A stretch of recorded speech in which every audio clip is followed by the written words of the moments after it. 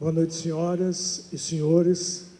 Gostaria de cumprimentar o nosso governador em exercício, César Conago, e, através dele, cumprimentar todas as autoridades presentes e convidados, amigos e amigas.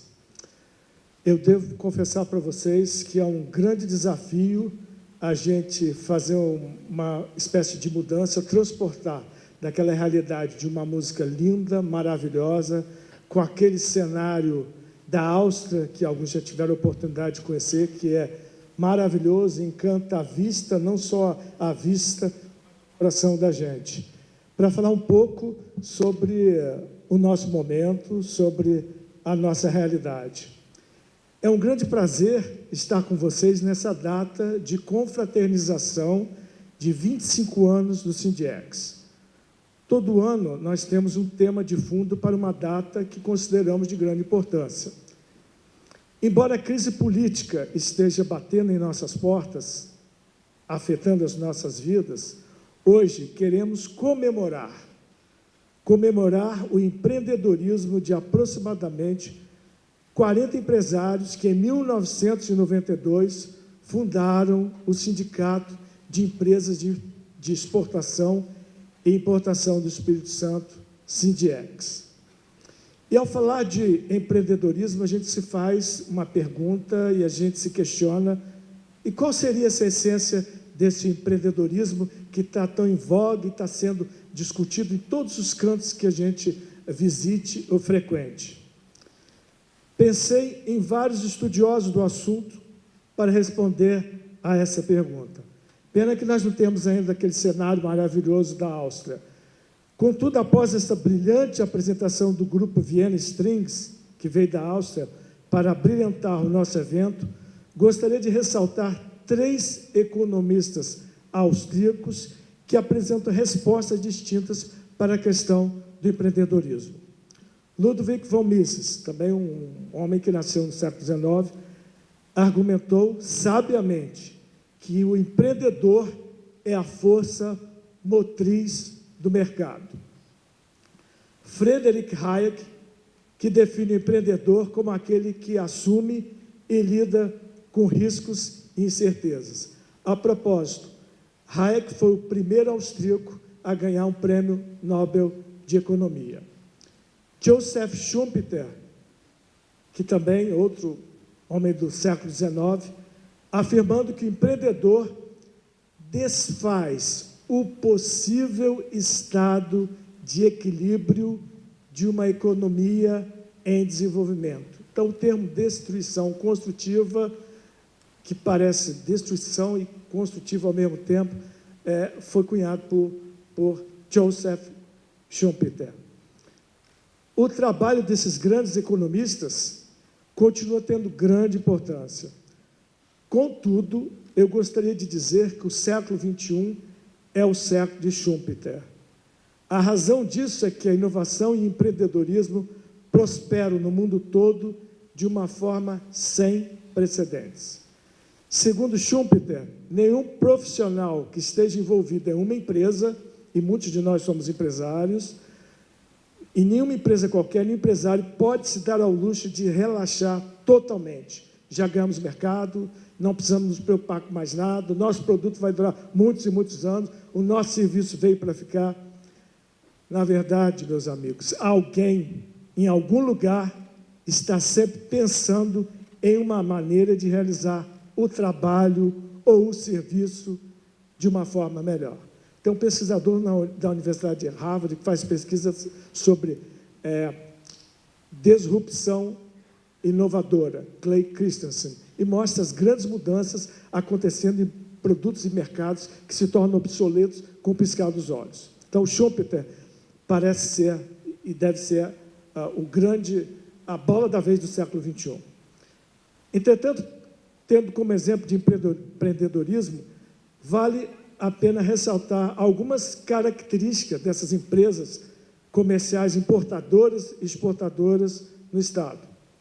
Essas empresas associadas e não associadas ao Sindiex dão um grande exemplo de inovação e empreendedorismo. Entretanto, nós precisamos expandir o nosso entendimento sobre empreendedorismo. Na visão do público, empreendedores estão reduzidos a pessoas jovens que iniciaram um negócio para ganhar $1 bilhão. E no mundo afora, existem muitos jovens fazendo isso, principalmente no Vale do Silício. Muita gente pensa que inovação e empreendedorismo estão unicamente relacionados a esses empreendedores chamados unicórnios. Eu não sei se essa expressão é muito conhecida no Brasil, mas esses empreendedores que começam um negócio novo, que fazem disrupção no mercado, são chamados empreendedores unicórnios. Ou seja, aqueles líderes de empresas de startup como Airbnb, Waze, Instagram, entre outros. Na verdade, eles realmente são empreendedores.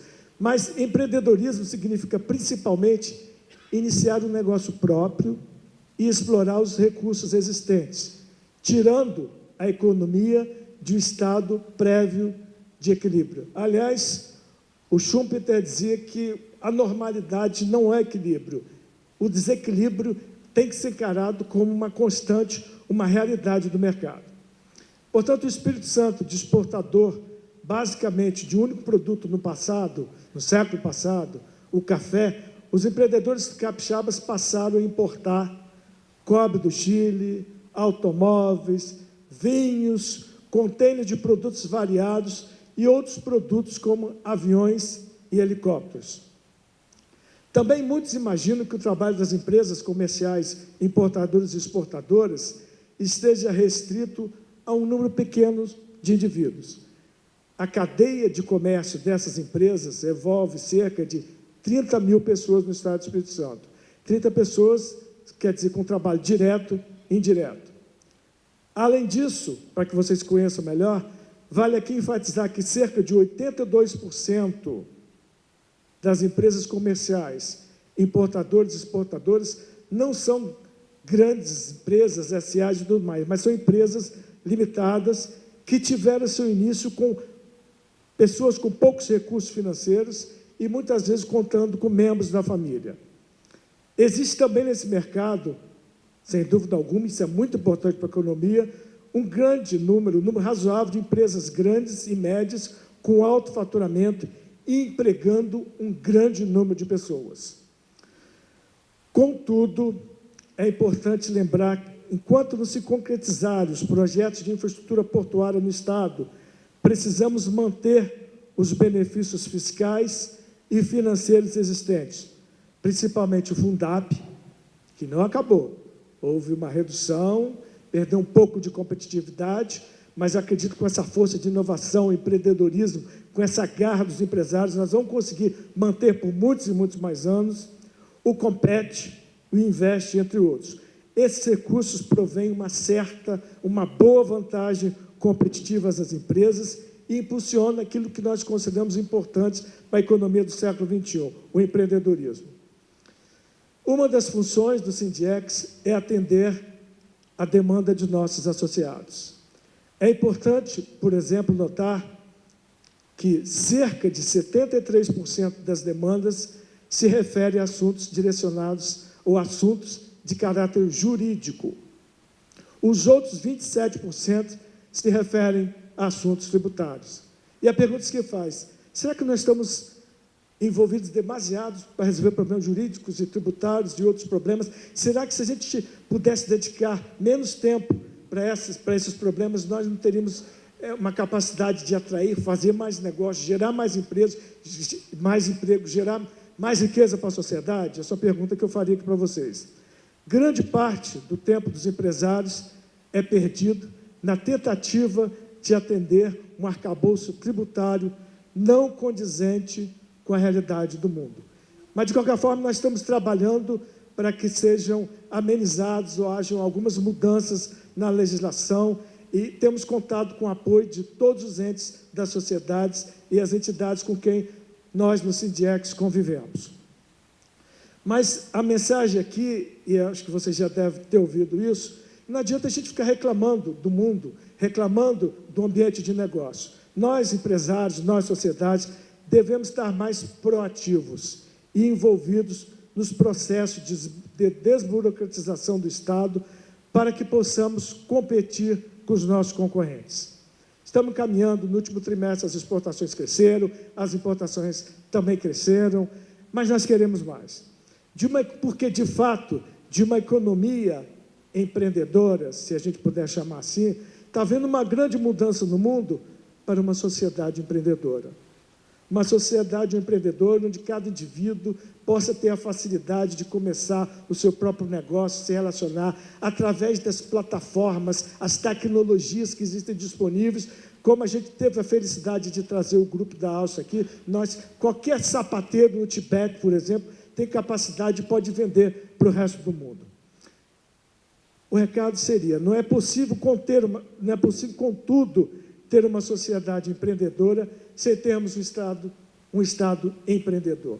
Isso é o que eu acho que talvez a gente tenha que divulgar, debater, porque existem muitos profissionais competentes que entendem de processos, modelos de negócio, e está havendo uma evolução, mas nós precisamos trabalhar em conjunto, da mesma maneira como trazer esse grupo maravilhoso. Foi o resultado do trabalho que envolveu várias pessoas. Foi um sonho que nós tivemos para trazer um grupo da Áustria com exclusividade, que a maioria dos concertos, a maioria dos programas internacionais, artísticos e culturais, se concentra nas grandes capitais, Rio e São Paulo. Nós tivemos sucesso nisso e creio que teremos sucesso nesse diálogo, nessa colaboração com os vários elementos da sociedade. E, portanto, eu acredito que temos que encorajar mais e mais empreendedorismo nas cidades e também nas áreas rurais.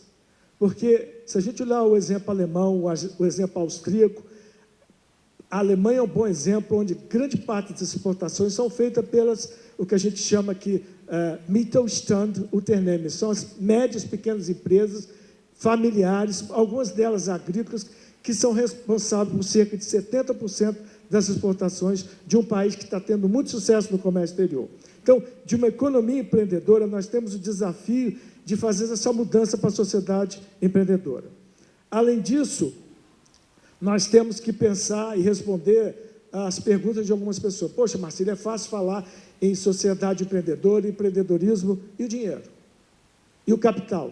Como é que pessoas simples que habitam, por exemplo, áreas rurais, vão poder absorver essa cultura do empreendedorismo? O que eu gostaria de compartilhar com vocês, e que a gente tem observado, o papel de finanças e o papel do capital não é o mesmo na economia do conhecimento. Então, nós estamos vivendo uma economia de conhecimento. E aqui eu gostaria de fazer uma pergunta para vocês. Quanto de financiamento bancário precisou a Twitter, o WhatsApp, a Uber, que está causando bastante debate no mundo inteiro sobre a regulamentação ou não do serviço da Uber, ou Instagram? Quanto de dinheiro que eles precisaram para começar os seus negócios? Apenas uma modesta soma de investimento. Então, o recurso financeiro, o acesso de recurso financeiro numa sociedade de conhecimento não é desculpa para que a gente não desenvolva e tenha uma sociedade empreendedora no Brasil. Além disso, o empreendedorismo, meus amigos, não se limita a empresas comerciais. É preciso que haja empreendedorismo em empresas, e eu acho que isso existe também em muitos lugares do Brasil, sem fins lucrativos. O Sindiex, por exemplo, ao trazer os músicos de Viena, ao promover debates como Café com Direito, através da nossa competente assessoria jurídica, tem dado exemplo de empreendedorismo. Exemplo modesto, mas exemplo de empreendedorismo e inovação. Gostaria até de lembrar aqui que foram citados os patrocinadores, que foram muito importantes para a gente pudesse trazer o Quinteto de Viena aqui para o teatro hoje. Também a participação, o comprometimento, o engajamento de um alemão que tem trabalhado junto conosco, que trabalha no consulado da Áustria, o Friedrich Helmich, na verdade, Friedrich Helmich, que está aqui presente, que foi incansável para tornar o nosso sonho de trazer esse Quinteto da Áustria para a Vitória nessa semana. Todas as instituições precisam cultivar e encorajar empreendedores, organizações sem fins lucrativos, escolas, agências governamentais. Eu vejo muito com bons olhos, gostaria de citar aqui, que está presente nesse evento, o meu amigo presidente do BANDES, muitos são meus amigos, eu gosto de citar Haroldo Natal, que eu acho que foi assim, nós perdemos um diretor que fazia parte do Sindiex, mas que o governo do Estado conseguiu atrair um empreendedor para o BANDES, que está fazendo, acompanhamento, é o parceiro do Sindiex, um excelente trabalho. Então, acho que tem vários outros exemplos de pessoas competentes e técnicas que fazem parte do governo, e eu não poderia deixar de citar, embora a gente tenha sofrido um pouco a perda de um colega muito competente na diretoria, parabenizar o Haroldo pelo excelente trabalho que ele está fazendo no Bandes. Volto a dizer, um excelente parceiro nesses 25 anos do Sindiex. É bom a gente lembrar do papel importante do Bandes para que a gente tenha conseguido chegar nessa data de hoje. E, na verdade, quando a gente fala em empreendedorismo, a gente também deve se perguntar, hoje em dia, que instituição hoje não está sendo pressionada para encontrar novas oportunidades, para entregar e criar valores para os seus stakeholders ou partes interessadas? Então, o empreendedorismo é um desafio. Muita gente fala que a sociedade do conhecimento, sociedade da robótica, sociedade da inovação, aquela noção entre capital e trabalho é uma noção do século XX, quando surgiram as grandes corporações. Eu acho que o desafio do momento nós trabalharmos para dar oportunidade e que hajam mais empreendedores e mais empreendedores na nossa sociedade. Mas se a gente voltar a fazer uma análise e momento de festa talvez nem merecesse, depois dessa apresentação, dessa música, como o presidente da FEComércio, que tem um papel muito importante no apoio dessa festa também, essa música, ela dá um prazer muito grande, ela alivia a nossa alma, faz com que a gente tenha pensamentos nobres, pensamentos gentis, sem dúvida alguma. Mas tem algum momento que a gente tem que parar para poder analisar e repensar o Brasil. Você pode dizer, poxa, que presidente é esse? Parece que ele está vivendo no país de Alice, no país das maravilhas. Então, analisar uma história do Brasil, podemos inferir que a cada quarto de século o país passa por grandes desafios. Getúlio Vargas governou por cerca de 24 anos. Em seguida, nós tivemos um governo militar que durou um pouco mais de 24 anos. Felizmente, voltamos à normalidade, à democracia. Em seguida, realmente recuperamos a nossa democracia, que está hoje atravessando tempos turbulentos, principalmente no aspecto político. Ano passado, a revista inglesa comentou em um dos seus artigos, ele fez uma crítica àquilo que era chamado de capitalismo de compadrio, ou seja, capitalismo baseado em amizades, baseado em conexões não muito transparentes entre empresários, governos e políticos. Os capitalistas de compadrio se dirigem ao governo para obter privilégios especiais e a fim, muitas vezes, de até obter proteção contra a concorrência. Você vê, nós somos a favor da concorrência, qualquer um que quiser trabalhar na área de comércio exterior pode se registrar, fazer o seu registro junto ao Bandes, está aberto para qualquer pessoa, não precisa ter uma soma de recursos enorme financeiro para poder começar um negócio. Então, nós achamos que a concorrência é saudável para que a gente possa oferecer um serviço melhor. No caso brasileiro, as manifestações através das redes sociais e as manifestações da rua indicam que o povo não quer mais que esse capitalismo de compadrio se perpetue no Brasil. Então, existe uma reação muito grande da sociedade. Então, esse é o momento de mudança. Muitas vezes a gente, depois dessas últimas 24 horas, ter assistido várias notícias nos jornais, a minha mensagem é de otimismo, a minha mensagem é de convite que a gente possa participar mais, deixar de ser passivo em relação às decisões que devem ser tomadas em relação ao futuro do Brasil. Quem sabe a gente tenha chegado nesse momento tão crítico, talvez fazendo uma autocrítica, talvez por um pouco de excesso de comodismo das classes empresariais. Mas eu acho que nós não podemos mais ter esse tipo de comportamento, porque o futuro do Brasil é bastante promissor, mas nós temos que trabalhar em conjunto. As instituições, meus amigos, estão sob um grande teste de estresse ao ajudar os casos de corrupção. Nesse contexto, é importante que as instituições saiam fortalecidas. As histórias nos dão exemplo de países que se fortaleceram após períodos de crise. Nós estamos realmente em um momento turbulento, nós estamos passando por um momento de crise, mas minha mensagem é de otimismo. Todo empresário tem que ser otimista, senão ele não consegue realizar as coisas. Eu gostaria de dar um exemplo. Na Inglaterra, a Revolução Gloriosa do século XVII foi um período de mudança que limitou os poderes do rei e do executivo, e assim acabou contribuindo para o surgimento da Revolução Industrial e para o apogeu do Império Britânico no século XIX.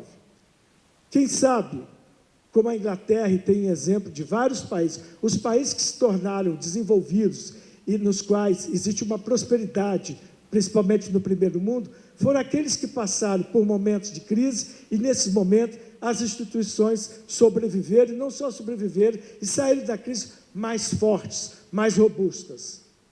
Nós estamos realmente num momento de um ponto de inflexão no Brasil, mas eu acredito, tenho sido otimista, de que realmente as instituições vão sobreviver e vão mostrar que para que vieram, e a gente vai poder, como uma fênix, sobreviver e renascer fortalecida para o mercado nos próximos anos. Então, quem sabe o Brasil possa renascer depois desse momento de desafio. Concluindo, eu gostaria de parafrasear aquele que considero o maior economista do século XX.